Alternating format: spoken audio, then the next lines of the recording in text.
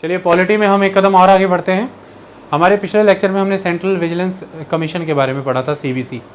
देखिए मुद्दा हमारी इन लेक्चर सीरीज़ में, पॉलिटी में जो अब लेक्चर चल रहे हैं संविधान की इस विकास यात्रा में, मेनली जो पिछले 3-4 लेक्चर रहे हैं जैसे लोकपाल और लोकायुक्त, जैसे सेंट्रल विजिलेंस कमीशन, इनका मेन जो ध्येय रहा है वो इस बात पे रहा है कि एंटी करप्शन इंस्टीट्यूशन कैसे खड़े किए जाएँ, एंटी ग्राफ्ट इंस्टीट्यूशंस कैसे खड़े किए जाएँ, करप्शन को कैसे कंट्रोल किया जाए, डेमोक्रेसी को और ज़्यादा प्रो पीपल बनाते हुए, डेमोक्रेसी को और ज़्यादा वर्किंग बनाते हुए, कैसे रिप्रेजेंटेटिव सिस्टम को लिटरल सेंस में डायरेक्ट डेमोक्रेसी की फॉर्म में कन्वर्ट किया जाए कि लोग सीधे सीधे उन संस्थाओं को कंट्रोल कर रहे हैं। उसके लिए इस तरह के इंस्टीट्यूशंस बनाए गए हैं ताकि लोगों का फेथ एग्जीक्यूटिव पर डेवलप हो, वो ये माने कि जिन्होंने नियम बनाए हैं, उनके लिए नीतियाँ बनाई हैं, उन संस्थाओं में ये नियम और नीतियाँ भ्रष्टाचार से मुक्त रूप से ही बन रही हैं। इन्हें बनाते वक्त भ्रष्टाचार नहीं रहा और इनकी जब पालना होती है तभी सब लोग एक समान हैं देश के, तो ये सब पे लागू होते। तो एक नागरिकता, एक समान अधिकार आप सबके हैं। 1 वोट 1 वैल्यू का कंसेप्ट है यहाँ पर, कि ऐसा नहीं है कि डेमोक्रेसी में किसी की वोट का वैल्यू ज़्यादा है तो वो डेमोक्रेटिकली इलेक्टेड लोगों से ज़्यादा बेनिफिट्स ले जा रहा है क्योंकि करप्शन है, या आपकी वोट का कोई वैल्यू ही नहीं है, आप एक तरह से डिसएनफ्रेंचाइज्ड घूम रहे हैं। वोट डाल दिया, आपको फ्रेंचाइज दिया एक तरफ से पॉलिटिकल फ्रेंचाइज, और दूसरी तरफ से उन्हीं संस्थाओं की तरफ से आपके प्रति कोई अकाउंटेबिलिटी नहीं है, आपके काम नहीं हो रहे हैं जो कि विधि सम्मत और जेन्युइन काम है, फिर भी नहीं हो रहे, लेजिटिमेट काम है, नहीं हो रहे, तो आपकी वोट का भी उतना ही वैल्यू जितना एक मंत्री की, एक प्रधानमंत्री की, या फिर एक गवर्नमेंट ऑफिसर की वोट का वैल्यू है। तो सभी एक समान नागरिक हैं, सभी को एक समान नागरिकता का वह लाभ प्राप्त हो सके जो नागरिकों का अधिकार बनता है। देश की संस्थाएं सभी के प्रति जिम्मेवार रह करके वह काम कर सकें जो देश की जनता ने उन संस्थाओं को सौंपा है, क्योंकि ये सभी के सभी पब्लिक अथॉरिटीज़ हैं। और पब्लिक अथॉरिटीज़ एक शब्द से परिभाषित कर दीजिए कि वो इंस्टीट्यूशन और वो ऑफिसेज जो सेल्फ गवर्निंग हैं। Public authority it is a self government system. आपकी जनता है भैया, आपकी सरकार है भैया। गवर्नमेंट का मतलब है government of the people, by the people, for the people. ये फॉर द पीपल वाला पॉइंट, ये फॉर द पीपल वाला पॉइंट बड़ा ज़बरदस्त है कि भाई आपके लिए है सरकार, आपके पैसों से, पब्लिक एक्सचेकर की मनी से क्या काम किया आपके लिए, आपको जानकारी नहीं होनी चाहिए क्या? काम निष्पक्षता से किया कि नहीं किया, ये बात इंश्योर नहीं होनी चाहिए क्या? उसमें कोई करप्शन नहीं हुई, किसी को अनड्यू बेनिफिट्स नहीं पहुंचाए गए हैं, अनइक्विटेबल डिस्ट्रीब्यूशन ऑफ रिसोर्स करने के प्रयास नहीं किए गए हैं, बेनिफिट्स कॉर्नर नहीं हुए हैं, सब तक पहुंचे हैं, ये बात अश्योर नहीं होनी चाहिए क्या? तो फॉर द पीपल वाला एलिमेंट बड़ा महत्वपूर्ण है जिसके लिए आप प्रयास चल रहे हैं। Government of the people, by the people तो ठीक है, वोटिंग का राइट मिल गया, वही लोग आज भारतीय नागरिक ही भाई ठीक है सरकारों में है, ये तो हो गया। बाय द पीपल, तुम लोगों ने जा करके भैया वोट डाला, सब कुछ हुआ, तुम ही लोगों ने चुनाव लड़े तो तुम बने नेता, ये हो गया। फॉर द पीपल का एलिमेंट देर से रियलाइज होता है। किसी भी कंट्री में डेमोक्रेसी की मैच्योरिटी अचीव होने में समय लगता है, जब अचीव होती है तब फॉर द पीपल की, देश की जनता के लिए है भाई ये सरकार, जनता के लोगों द्वारा बनाई गई, जनता के लोगों ने खुद हिस्सा लिया उस सरकार में, लेकिन जनता के लिए बनी है ये जो लोग अब उन पोजीशंस पे पहुंच गए उनके परिवार के लिए नहीं है, जो लोग वोट डाल रहे हैं सिर्फ उनके लिए नहीं है, प्रत्येक नागरिक के लिए एक समान सी सरकार है। सबको वैसा ही लाभ देश के संसाधनों का मिलेगा क्योंकि वो देश का धन है, देश सभी का है। देश एक समान प्रगति का अवसर सभी को प्रदान करेगा, राष्ट्र तभी बनेगा। आई बात समझ में? ये बहुत बड़ा आयाम है। उसके लिए एनफोर्समेंट एजेंसी के तौर पर, लॉ अबाइडिंग इंस्टीट्यूशंस के तौर पर ये संस्थाएं बनाई जाती हैं, जो मैंने आपको लोकपाल, लोकायुक्त पढ़ाए, सीवीसी पढ़ाया। आई बात समझ में? इसी में हम आगे बढ़े और नेक्स्ट हमारा लेक्चर है सेंट्रल इंफॉर्मेशन कमीशन। अब जो सेंट्रल इंफॉर्मेशन कमीशन है वही state information commission, simply prime minister की जगह वर्ड चीफ मिनिस्टर आ जाएगा, प्रेसिडेंट की जगह है वर्ड वो है गवर्नर के आ जाएंगे, वह बाकी सब कुछ बिल्कुल यार सेम ही रहेगा। आई बात समझ में? इसी तरह से काम चलेगा, इसलिए वो चैप्टर अलग से कराने की जरूरत नहीं, सब इसी में ही। फंक्शन, पावर स्टेट के कॉन्टेक्स्ट में वही है जो सेंटर के कॉन्टेक्स्ट में इस कमीशन में होगा। सबसे पहले तो हम सेंट्रल इंफॉर्मेशन कमीशन की बात करें तो यार ये कब बना होगा? ये बना जब राइट टू इंफॉर्मेशन एक्ट आया। आरटीआई एक्ट कब आया? 2005 में। आरटीआई ये आई लिख दिया आरटीआई की जगह। 2005 मई महीने में पार्लियामेंट के दोनों हाउसेस, लोकसभा राज्यसभा ने इसे पास किया कानून को, बिल को, और जून के महीने 2005 में राष्ट्रपति ने हस्ताक्षर किए। लेकिन समय लग गया उसके बाद प्रभावी होने में। अक्टूबर 2005 के अराउंड ये प्रभावी हुआ। 12 अक्टूबर 2005 में आरटीआई एक्ट आया। इतनी कहानी समझ में आ गई? इतना clear? Right to information act के तहत जो ऑफिशियल गजट नोटिफिकेशन जारी किया गया, उसमें फिर सेंट्रल इन्फॉर्मेशन कमीशन और स्टेट इन्फॉर्मेशन कमीशन बना दिया गया। तो एक तरह से यह कॉन्स्टिट्यूशनल बॉडी तो नहीं है, ये संविधान में पहले से गिवन नहीं थी। ये तो एक कानून आया, राइट टू इन्फॉर्मेशन एक्ट, उसके तहत बनाई गई संस्थाएं, इसलिए हम इन्हें कॉन्स्टिट्यूशनल बॉडी के तौर पर पढ़ भी नहीं रहे, हम तो इन्हें नॉन कॉन्स्टिट्यूशनल बॉडी के तौर पर पढ़ रहे हैं। आई बात समझ में? राइट टू इन्फॉर्मेशन क्या, कहाँ से आया भाई? इसके पहले कुछ था? हाँ, इसके पहले सन 2002 में फ्रीडम ऑफ इंफॉर्मेशन एक्ट था। देखो यहाँ पे वर्ड राइट है ना, राइट टू इन्फॉर्मेशन है ना, कितना फ़र्क आ जाता है। फ्रीडम ऑफ इंफॉर्मेशन मतलब आपको जानकारी लेने की आज़ादी है, यहाँ पे जानकारी का अधिकार है। आई बात समझ में? आपके पास जानकारी लेने की आज़ादी है, अगले के पास भी जानकारी ना देने की भी आज़ादी है। तो फ्रीडम ऑफ इंफॉर्मेशन एक्ट 2002 था। उसका पर्पज़ ये था कि कैसे पब्लिक यूटिलिटी सर्विसेज को और ज़्यादा स्पीड फास्ट किया जाए, कि लोगों को कोई सेवाएं मिलनी हैं, जैसे स्ट्रीट लाइट है, या फिर पीने के लिए जल है, या फिर किसी तरह के वेस्ट मैनेजमेंट है, लोग वहाँ पर अर्जी लगाकर ये जान सकें कि ये इस काम में इतनी देरी क्यों हो रही है, ये कब होगा। इतने तक सीमित था। करप्शन मुक्त भारत बनाने के प्रयास थे। लेकिन राइट टू इन्फॉर्मेशन एक्ट तो इससे बहुत आगे चला जाता है।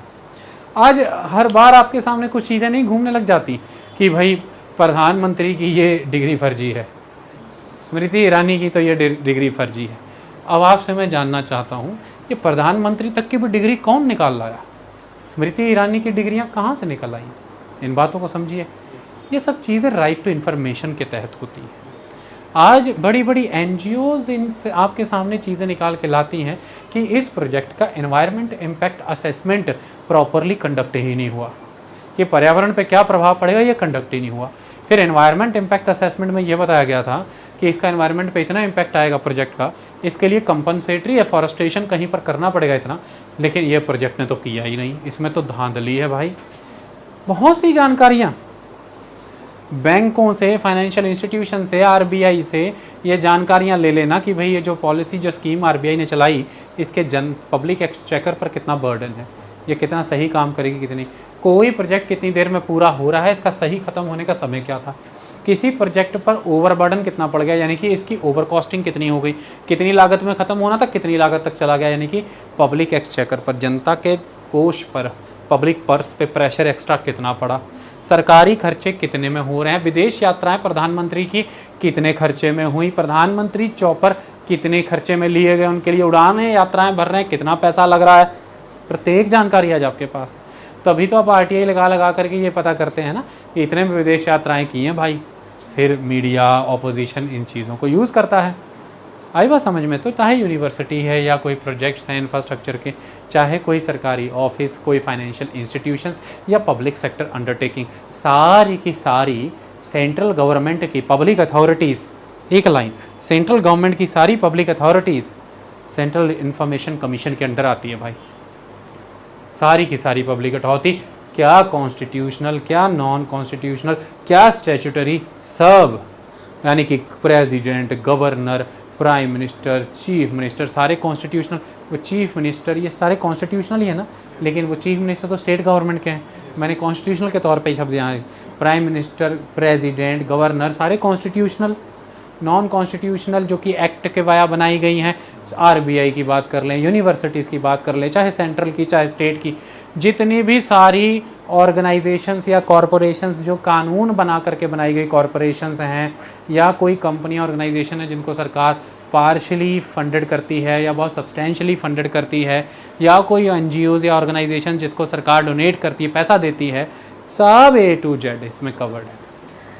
यानी कि सेंट्रल गवर्नमेंट के तहत आने वाली हर पब्लिक अथॉरिटी जहाँ पे देश की जनता का धन इस्तेमाल हुआ है केंद्र सरकार के द्वारा, अब कोई जगह एडेड है, कोई जगह सब्सटेंशियली फंडेड है, कोई पार्शियली फंडेड है, कोई कंपनी बनाई, कंपनी एक्ट के तहत वो कंपनी इस तरह स्थापित हुई जिसमें सरकार की इक्विटी है, और उसके बाद अगर कोई एक्ट के वाया को कॉरपोरेशन क्रिएट की गई है सरकार के द्वारा, या सरकार की सभी संस्थाएं संवैधानिक, गैर संवैधानिक या फिर वैधानिक, आई बात समझ में, सब इसमें कवर होता है बेटा। यूनिवर्सिटी कॉलेज से लेकर के प्रधानमंत्री राष्ट्रपति तक के दफ्तर इसमें कवर्ड होते हैं। जो नहीं कवर होता है तो वो प्राइवेट इंस्टीट्यूशंस कवर्ड नहीं है। लेकिन 2013 का एक जजमेंट, 2013-14 का एक जजमेंट ये बताता है, जिसके तहत ये पता लगता है कि जो प्राइवेट ऑर्गेनाइजेशंस हैं, अगर वो कोई पब्लिक यूटिलिटी सर्विसेज प्रोवाइड कर रही हैं, जैसे बिजली दे रही हैं, आपको पानी दे रही हैं, कुछ भी दे रही हैं, तो फिर वो आरटीआई के घेरे में आएंगी। समझ आई? अब मैं एक प्राइवेट इंस्टीट्यूशन हूँ यार, मैं आरटीआई के घेरे में नहीं, समझ आई? लेकिन अगर मैं सरकार के किसी स्किल डेवलपमेंट प्रोजेक्ट में एनरोल होता हूँ कि सरकार के बिहाफ पे मैं नेशनल स्किल डेवलपमेंट फंड का इस्तेमाल करके स्किल डेवलपमेंट कराऊंगा, तो फिर मैं अब आपको एक यूटिलिटी प्रोवाइड कर रहा हूँ ना। इस तरह से मैं, सरकार मेरा काम पब्लिक वर्क के लिए ले रही है ना, तो ये समझ लीजिए कि प्राइवेट इंस्टीट्यूशंस आएंगे जब उस प्राइवेट इंस्टीट्यूशन से गवर्नमेंट कोई पब्लिक वर्क ले रही है। तो सरकार का काम था ना सड़क बनाना, सरकार ने उस इंस्टीट्यूशन से पब्लिक वर्क लिया ना, उससे प्रधानमंत्री ग्राम सड़क योजना के तहत सड़क बनवाई, तो वो कंपनी फिर ये नहीं कह सकती कि मैं आरटीआई के घेरे में नहीं हूँ, वो फिर आ रही है। समझ आ गई बात? अदरवाइज प्राइवेट इंस्टीट्यूशन इसमें कवर नहीं होते, बिग नो। बट कहीं लाइन पढ़ लो तो ये मीनिंग समझ जाना। पॉलिटिकल पार्टियां इसमें आती हैं कि नहीं? बताया गया कि देश की बड़ी राष्ट्रीय पार्टियां जो हैं वो तकरीबन सब इसमें कवर होनी चाहिए। खुद सेंट्रल इंफॉर्मेशन कमिश्नर ने ये कहा कि भाई इनको सेंट्रल गवर्नमेंट से अच्छा खासा फंड जाता है।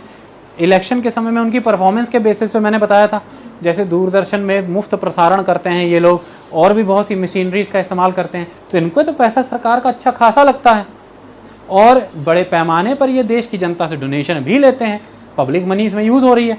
इनको तो आरटीआई के घेरे में लाओ, बस ले करके क्या है, इनकी तो जान तड़प उठी। 2013 में आरटीआई कानून में अमेंडमेंट ला के इन्होंने खुद को बाहर कर लिया। आज की डेट में पॉलिटिकल पार्टियां आरटीआई के घेरे में आती हैं क्या? Big no.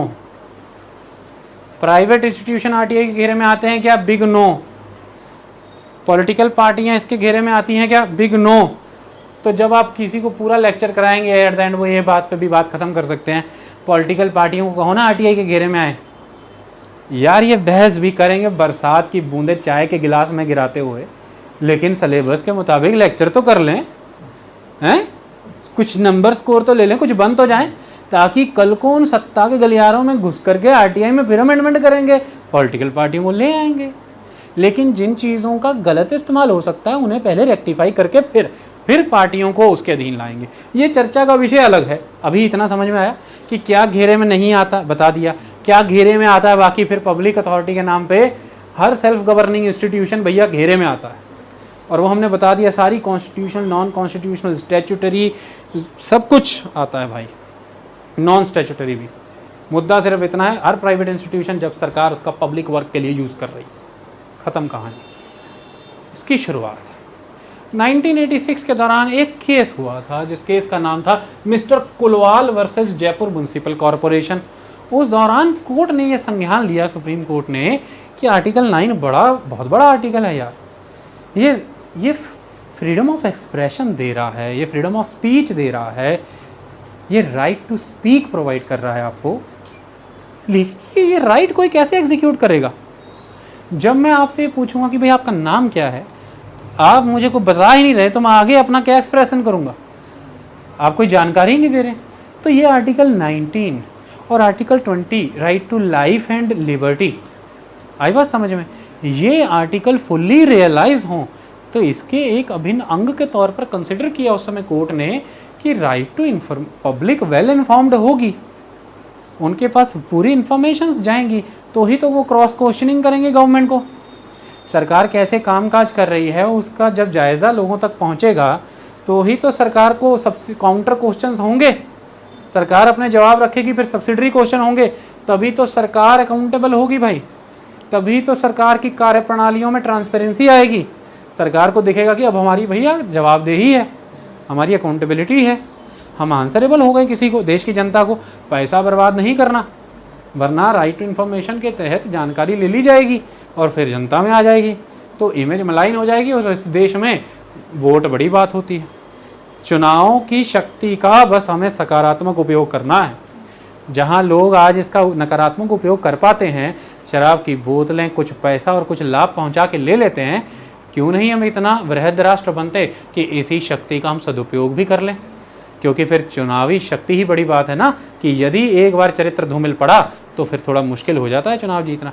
हाँ, ये बात अलग है कि यहाँ पे जनता की शैक्षणिक स्तर का उत्थान भी करना होगा, जनता को और ज़्यादा आवेकंड भी करना होगा, ये बहुत अलग डिबेट है। लेकिन मुद्दा ये है कि राइट टू लाइफ के साथ, लिबर्टी के साथ आर्टिकल 21 और आर्टिकल 19 जो freedom of speech and expression देता है, वो जान के बिना हो जाएगा अगर आपको जानकारी का ही अधिकार नहीं। मैं कहाँ से सवाल खड़े करूँगा भाई, मेरे एक्सप्रेशन ही क्या होंगे, मैं बोलूँगा ही क्या, विरोध करूँगा किस आधार पर, मेरा डिसेंट ही किस बात पे बेस्ड होगा, जब मेरे पास कोई फैक्ट, कोई डाटा, कोई स्टैटिस्टिक्स ही नहीं होगा। तो स्ट्रेंथन तो करना पड़ेगा ना। और 1987 में घटना हो गई, मजदूर किसान शक्ति संगठन MKSS, इसके तहत कुछ किया गया। हुआ ये कि सरकार ने काम ले लिया, ये राजस्थान की बात है, मजदूरों से काम ले लिया और एट द एंड मजदूरों को वेजेस नहीं दिए भाई, और ये कह दिया कि भाई तुम लोग ना बहुत इनएफिशिएंट परफॉर्मेंस दे के गए थे, पैसा नहीं बनता तुम्हारा। मजदूर किसान शक्ति संगठन खड़ा हो गया, सरकार से कहा कि रिकॉर्ड प्रस्तुत करो जिसके बेस पे तुमने ये डिसीजन कर लिया कि भाई ये इनकी परफॉर्मेंस इनएफिशिएंट थी। Where is the record, give us the record. लड़ाई लड़ी उन्होंने, जद्दोजहद की, रिकॉर्ड प्राप्त किए। जब रिकॉर्ड प्राप्त किए तो पता लगा कि पैसा आने तक रास्ते में कितने बाबुओं ने धांधली की थी, जो रास्ते में खा लिया गया और दिखा दिया गया इनएफिशिएंट वर्क। पैसा पहुंच गया भैया घरों में, किसी ने फिएट ले ली, किसी ने एम्बेसडर, समझो, और उसी के पीछे वही मजदूर भाग रहा है, बाबूजी पैसा तो दे दीजिए, जिसके नाम पे ले ली गाड़ी। तो मुद्दा ये है यहाँ पर बड़ी चीज़ कि ये फिर पता लगा कि जानकारी की शक्ति ये होती है। कहानी पलट गई सारी, सिस्टम ही चेंज हो गया पूरा। जैसे ही जानकारी मिली वो मजदूर इनएफिशिएंट नहीं होके ये पता लग गया कि सिस्टम करप्ट था भाई। This is the power of the information. बस फिर मजदूर किसान शक्ति संगठन ने इसे छोड़ा नहीं, थ्रू आउट 1990s लगे रहे, चलते ही रहे कि भैया हमें तो जानकारी का एक अधिकार चाहिए, राइट टू इन्फॉर्मेशन। हमें कॉलोनियल पीरियड से पूर्ण मुक्ति चाहिए। किसी ने पूछा इस नारे का मतलब बताना यार, अंग्रेजी शासन से, औपनिवेशिक शासन से पूर्ण मुक्ति चाहिए, इसका क्या अर्थ है? तो किसी ने बताया यार बात सुनो, 1923 में अंग्रेजी सरकार के द्वारा एक कानून पास किया गया था, ऑफिशियल सीक्रेट एक्ट, वो आज भी है। उसके तहत सरकार कोई जानकारी देती नहीं थी, कहती थी भैया सीक्रेट, सरकार का कामकाज है ना, चुप रहो। हमने क्यों मशीनें उठा ली उस पत्रकार के दफ्तर से, हमने क्यों तुम्हें अरेस्ट कर रखा है, हमने तुम्हारे आने जाने पर, देश छोड़ने पर रोक क्यों लगा दी? सवाल मत करो, it is official secret, under the official secret act किसी के साथ कुछ भी कर देना। तो वह शासन आज़ादी हो गई, संविधान लागू हो गया, संप्रभुता हो गई भाई, सॉवरेन सब हो गया, लेकिन ये सीक्रेसी अभी भी रहेगी। तो एक स्तर पर हमें अभी भी तो औपनिवेशिक शासन से मुक्त कहाँ हुए, वो कॉलोनियल रिजिम तो अभी भी रहा, बस कुछ लोग बदल गए, वो अपने घरों को चले गए, ये अपने घरों से निकल के आ गए। इसे कैसे खत्म करेंगे? RTI ला करके पूरी जानकारी लेंगे सरकार के एक एक कामकाज की, फिर आज़ादी होगी। जद्दोजहद चलती रही, फिर फ्रीडम ऑफ इंफॉर्मेशन एक्ट आया, लोग कहाँ संतुष्ट हुए? इसी में आप सभी के, मेरे भी और पूरे देश के प्रिय होने भी चाहिए। सभी नेताओं को प्रिय मान के ही उनमें दोष निकाला करो, इसे प्रोडक्टिव क्रिटिसिज्म कहते हैं बेटा। जब सामने वाले को डिग्रेड करने के लिए उसका क्रिटिसिज्म करोगे, ये कोई क्रिटिसिज्म नहीं हुआ। जब सामने वाले के विकास उत्थान को देखते हो, उसकी कमियों को आइडेंटिफाई करके उसमें सुधारात्मक आंकलन करते हुए अगर विवेचना करो तो बात बनती है। तो फिर आपके, मेरे, हम सबके प्रिय अरविंद जी केजरीवाल, किसी ज़माने के 1990 के दौर के IITian और उसके बाद IRS, वो भी अपनी उसी वेशभूषा में, उसी बातचीत की शैली में इस अभियान का हिस्सा थे। कई लोग तो उन्हें कहते भी हैं कि भैया RTI एक्ट इनकी एक बड़ी उपलब्धता है। हाँ, वो अकेले नहीं थे और बहुत से लोग थे। हमारे वो जो NCERT वाले लेक्चर हैं, जिनसे ये टोटली इंडिपेंडेंट लेक्चर हैं, उनमें इस टॉपिक को एक अलग ही मैनर में अप्रोच किया गया है। वहाँ पे इतिहास थोड़ा ज़्यादा है, यहाँ पे आज हमें फंक्शन, स्ट्रक्चर, ऑर्गेनाइजेशन ज़्यादा करनी, तो वो भी इसमें लगे हुए थे। तो उसी आरटीआई एक्ट को finally freedom of information act के बदले हुए रूप के तौर पे 2005 में आरटीआई कानून के तौर पर लागू कराया जा सका। मजदूर किसान शक्ति संगठन से शुरू हुई वो बात, और 1986 के mister Kulwal versus Jaipur municipal corporation में कोर्ट के लिए गए संज्ञान से ये कहानी आगे बढ़ी, और फाइनली आज की डेट में ये एग्जिस्ट करते हैं। ये एक तरह से इम्प्लाइड वर्जन है आर्टिकल 19 और article 21 of the fundamental right. हाँ, ये बात सही है कि भैया ये फंडामेंटल राइट में कहीं गिवन नहीं है, तो इसे फिर आप कॉन्स्टिट्यूशनल मत मान लेना और इसे सीधा फंडामेंटल राइट भी मत मान लेना। हाँ, ये एक राइट है, राइट टू इन्फॉर्मेशन है, लेकिन ये आपका एक तरह से लीगल राइट है, ये फंडामेंटल राइट नहीं है, समझो इस बात को, क्योंकि उसमें गिवन नहीं है। इम्प्लाइड वर्जन जरूर है ये आर्टिकल 19 और 21 का। आई बात समझ में? इतनी कहानी सबको क्लियर? बस उसी आरटीआई एक्ट 2005 के तहत फिर ये हुआ कि देखिए आप जानकारी मांगना चाहते हो यार, ठीक है, मैं एक गवर्नमेंट का एक मिनिस्ट्री के अंदर आने वाला एक डिपार्टमेंट हूँ, मैं कोई काम करता हूँ, आपको मुझसे जानकारी चाहिए, आपने मेरे पास अर्जी लगाई, मैंने आपकी अर्जी डील ही नहीं की, अर्जी डील की तो मैंने खारिज कर दी, जो मैंने खारिज कर दी तो बेबुनियाद सी बातें कह दी कि राइटिंग सही नहीं थी, कंटेंट क्लियर नहीं हुआ, फीस नहीं लगाई थी, और जो मैंने जानकारी थी तो आपने पूछा घोड़े का, मैंने बताया गधे का। आपका राइट टू इंफॉर्मेशन एक्ट 2005 सफल हुआ क्या? फिर उसमें प्रावधान रखने जरूरी थे कि भैया जब सरकारी दफ्तरों से, गलियारों से जानकारी लोग मांगेंगे, वो जब निराश हताश हो करके चिलचिलाती धूप में घर वापस जा रहे होंगे, आशा की किरण कहाँ से नजर आएगी कि इन सरकारी दफ्तरों के ऊपर भी किसी को बैठाना है कि इनको जो ये दबाए और कहे जानकारी दो, ये जानकारी दो। तो फिर इसी आवश्यकता से एक संस्था जन्म ले गई, सेंट्रल इंफॉर्मेशन कमिश्नर और स्टेट इंफॉर्मेशन कमिश्नर। ये आपके आवेदन, ये आपकी कंप्लेंट्स ले लेते हैं, सुनते हैं, कहते क्या हुआ यार, आप फिर बताते हैं जोर जोर से, रो रो के कि सर मैंने एप्लीकेशन लगाया, मुझे जानकारी नहीं दी। ऐसा तुम अंदर से रोते हो, दिल से, कहीं रो के पेपर में मत लिखने लगे यार, रो रो के, दिल से हंसते हो, दिल से रोते हो, समझ आई?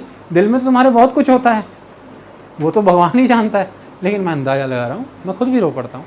तो आप अंदर से कटोच जाते हैं कि मुझे जानकारी नहीं मिली, इतने दिन से मैंने आरटीआई लगाई हुई, तो फिर वो आपकी सुनता है, फिर उन्हें समझ आती है जिनकी जानकारी देने की जिम्मेदारी थी, पब्लिक इंफॉर्मेशन ऑफिसर, PIO। फिर ये सेंट्रल इंफॉर्मेशन कमिश्नर को बुलाते हैं, भाई इधर आओ, या तुमको यह आवेदन लगाया गया था, जानकारी क्यों नहीं मुहैया कराई भाई? उसको तो झूठ नहीं बोल सकते ना, वो तो वर्किंग जानता है, उसे तो संस्था का सारा सिस्टम, उसको फिर वो सब इंग्लिश बेटे चुप कर बेटे, मौज मत कर, काम कर। यानी कि 22 की 22 भाषाओं में वो आवेदन लगा सकता है। भाषा का प्रतिबंध तूने कैसे लगाया? जिस क्षेत्र में वो था वहाँ की ऑफिशियल लैंग्वेज उसने इस्तेमाल की, तुझे समस्या क्या हुई? तू कौन होगा ये बताने वाला कि एक पर्टिकुलर फॉर्मेट में आरटीआई लगाओ? आरटीआई लगाने का कोई फॉर्मेट ही नहीं बताया गया। सफ़ेद कागज़ पे लगा दो, 10 रुपये का पोस्टल कार्ड लगा दो, साथ में पेमेंट लगा दो, उनको क्या समस्या है? तुमने जानकारी क्यों नहीं दी? अब अगर दिख रहा है कि वो अनैतिकता पर है, पेनल्टी भी लगेगी। 250 रुपये एक दिन के हिसाब से पेनल्टी लग सकती है जितने दिन तक जानकारी नहीं दे, अधिकतर 25,000 तक। इस पर भी बाज नहीं आ रहा तो फिर डिसिप्लिनरी एक्ट भी हो उसके अगेंस्ट। सेंट्रल इंफॉर्मेशन कमीशन के पास इतनी ताकत है कि वो उस डिपार्टमेंट को, इस पर्सन के खिलाफ, इस ऑफिसर के खिलाफ डिसिप्लिनरी एक्शन लेने को कहेगा। और डिसिप्लिनरी एक्शन पे मैंने समझाए बड़े खतरनाक, फिर सस्पेंशन होंगे तुम्हारे, जरूरत पड़ी तो उड़ा भी दिए जाओगे, डिसमिसल भी कर दिए जाओगे, समझो इस बात को। तो फिर अफसर कहता है यार कि जानकारी दे ही दो, क्योंकि फिर बाहर स्कूल से छुट्टी होकर के गाड़ी में बैठे हुए बच्चे जब एप्पल के फ़ोन मांग रहे होते हैं फैमिली मैन वेब सीरीज़ की तरह, तो अपने पापा को कहते जानकारी दे ही देते। अब जो घर बैठ गए हो, तनख्वाह भी आधी आ रही, तुमको किसने रोका जानकारी देने?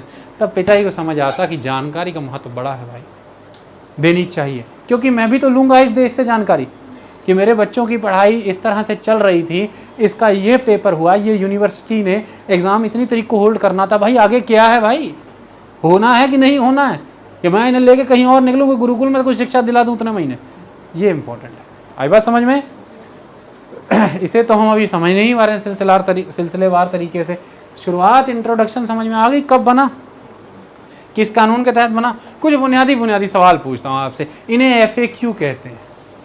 क्या कहते हैं भाई? FAQ यार, मतलब फ्रीक्वेंटली आस्क्ड क्वेश्चंस। ऐसा तुम लोग देखते ही रहते हो, FAQ लिखा होता है हर जगह पे। हम लोग बड़े छोटे स्तर से उठे हुए एक क्लास और लोग हैं, हर छोटी छोटी चीज़ समझनी ज़रूरी होती है, समझ आई? क्योंकि FAQ छोटा हो सकता है लेकिन समझने पे पता लगता है कि वो फ्रीक्वेंटली आस्क्ड क्वेश्चन ये बड़ा है। हर छोटी चीज़, हर सूक्ष्म चीज़ के बृहद आकार को जो समझ लेता है वही चरमोत्कर्ष को प्राप्त करता है। इस बात को समझिए, आई बात समझ में? तो FAQs के तहत पहला FAQ बनता है कि भैया किनको मिला ये अधिकार? भाई सिटीजन को ही मिला है अकेले की और किसी को भी मिला? ये साफ साफ लिखा है कि भैया अधिकार नागरिकों को मिला, सिटीजन को मिला है ओनली। लेकिन एक और इंडियन है जिनके नाम के पहले NR लगा रहता है, नॉन रेजिडेंट, खास स्कीम के तहत एक स्पेसिफिक फॉर्मेट, वो भी ये जानकारियाँ ले सकते हैं। तो उनके साथ भी वर्ड इंडियन लगा है। बेटा एलियन को नहीं मिला, ये समझ लो, सिटीजन को मिला है और NRI को मिला है, बाकी तो दूर दूर तक ये किसी को मिला ही नहीं है। समझ आई? क्या तुमको ये बताना जरूरी है जानकारी लेते वक्त कि मुझे ये जानकारी क्यों चाहिए? अरे यार AC बंद करो, लड़की हड्डियों में ठंडक जा चुकी है। तुमको ये बताना जरूरी है कि तुम्हें जानकारी क्यों चाहिए? दूर दूर तक नहीं। तुमको बिल्कुल बताना जरूरी नहीं, क्योंकि सामने वाला फिर कह दे वो तुम्हारे मतलब की जानकारी नहीं है, तुम्हारा तो अभी तक IAS क्लियर नहीं हुआ यार, हैं? जाके पढ़ाई करो, तुम क्या जानकारी ले लो बड़े बड़े सरकारी प्रोजेक्टों के बारे में। ऐसा कह सकता है ना वो, तुमको कुछ पता नहीं। कितना ज़्यादा अधिकार आप तक पहुंच सके उसी के प्रबंध है। कोई आपको कुछ करने की ज़रूरत नहीं, कोई बताने की ज़रूरत नहीं कि जानकारी, चुप करके सवाल करो बस। सवाल ढंग का करना, ये मत पूछ लेना अंकल जी आपने परसों कोट पैंट कौन सा पहना था। मैंने पहले ही कहा है भाई, पब्लिक अथॉरिटी से जुड़ा क्वेश्चन पूछना। तुम तो उसके निजी बाथरूम तक चले गए, फिर तो कहानी ख़राब हो जाएगी। समझ आई बात? प्राइवेट क्वेश्चंस नहीं, पब्लिक क्वेश्चंस, पब्लिक अथॉरिटी से पूछने क्वेश्चन। ओके, ये महत्वपूर्ण चीज़ है। अब ये मत पूछ, अब पब्लिक अथॉरिटी के नाम से तुम ये मत कह देना सर ने पार्लियामेंट कहा था, तो तुम ये क्वेश्चन पूछने लग जाओ कि भाई अब परसों जो है नरेंद्र मोदी जी ने इस सवाल का जवाब ऐसे क्यों दिया। ये सवाल संसद में पूछ लिए जाते हैं। तुम चुनाव लड़ो और जो लड़ करके वहाँ पहुँचो फिर पूछ लेना, या फिर प्रेस कॉन्फ्रेंस में पूछो। आई बात समझ में?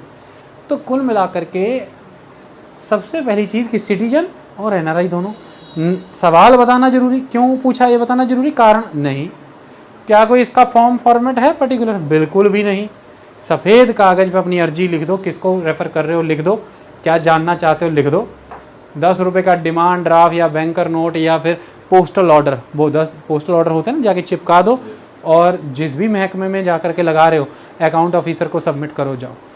कितने दिन के अंदर जानकारी मिलेगी? जिस दिन पब्लिक इन्फॉर्मेशन ऑफिसर को आवेदन रिसीव हो जाए उसके 30 दिन के अंदर जानकारी मिलेगी। और अगर ये सवाल right to life and liberty से जुड़ा है 48 आवर्स में जानकारी मिलेगी। लेकिन अगर आपने असिस्टेंट पब्लिक इन्फॉर्मेशन ऑफिसर के वाया रूट किया है या गलती से किसी गलत अफसर को भेज दिया है, 5 दिन का डिले ले लीजिए। 30 दिन में 5 दिन और जोड़िए, इधर 48 दिन के अंदर और 5 दिन जोड़िए। तो right to life and liberty से जुड़े प्रश्न का हल कितने दिनों में होगा? 48 दिन, और अदरवाइज 30 दिन। 48 घंटे यार तुम एक बार सुन के भी दोबारा फिर 48 घंटे बेटी 48 hours as a 2 days it means, okay, and 30 days बेटा नॉर्मल वाला। अब आती है